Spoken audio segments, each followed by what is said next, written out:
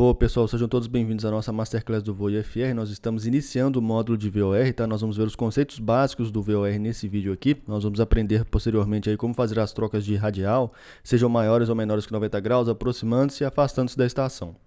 A diferença básica, pessoal, entre o NDB e o VOR é que esse último emite linhas de posição, tá? As chamadas radiais em torno da estação, 360 graus, que são fixas, tá? Sempre iremos nos afastar ou aproximar da estação por uma mesma radial.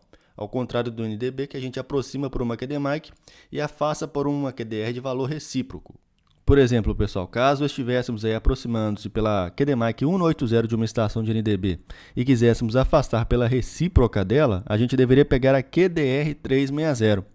No caso do VOR, pessoal, sempre estaríamos na radial 180, independente da gente estar aproximando-se ou afastando-se da estação, tá? O que mudaria aí é o chamado Corse, que sempre será igual ao nosso rumo magnético voado. Na prática, a gente sempre vai estar voando em relação ao Corse, tá? Mas esse nunca é mencionado aí nas comunicações com controle de tráfego aéreo, que sempre irá se referir à radial em que a aeronave se encontra, tá, pessoal? Quando nós estamos aproximando-se de uma estação de VOR, o Corse será o valor recíproco ao da radial. E quando a gente está afastando por uma radial de uma estação de VOR, o Corse será o mesmo valor da radial, tá bom, pessoal? Então vamos detalhar aqui o instrumento de bordo das aeronaves, tá? Vamos dar uma olhadinha nesse instrumento de bordo, tá? Nesse módulo aqui nós vamos aprender a voar com um instrumento mais simples, tá? O vulgarmente conhecido aí como VOR baiano. Algumas pessoas acham mais difícil voar com esse tipo de instrumento, mas vocês vão ver que não tem mistério algum, tá? Nos outros módulos a gente vai aprender a fazer as trocas de radiais com RMI, com HSI, mas nesse módulo aqui a gente vai focar no VOR mais simples, tá? Para a gente ter um conhecimento ainda maior sobre o voo por instrumentos. Então vamos lá. As radiais, pessoal, e os corses são selecionados através do botão OBS, tá? Indicadas através do CDI, essa barra vertical que, quando centralizada, vai nos mostrar aí a radial que estamos voando ou que estamos cruzando. Já o triângulo ao lado irá nos informar se estamos aproximando-se da estação, ou seja, na função to, ou afastando-se da estação, na função from. A escala pontilhada nos mostra a nossa defasagem em relação a uma determinada radial, tá?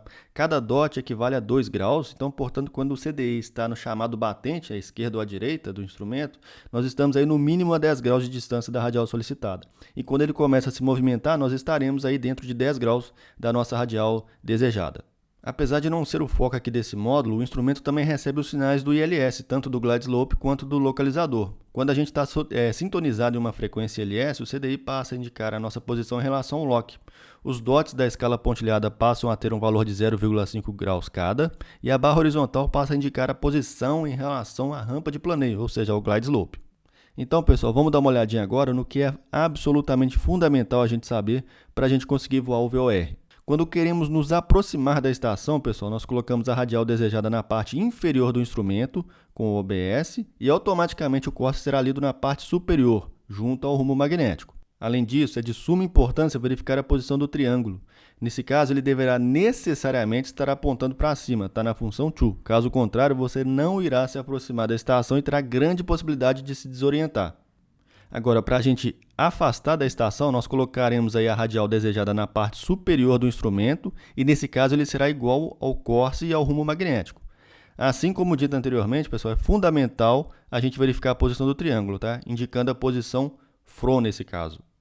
Então é isso, pessoal. Esses foram os conceitos básicos da navegação VOR, tá? Agora nós vamos para a parte prática, nós vamos aprender como fazer as trocas de radiais menores que 90 graus aí já no próximo vídeo.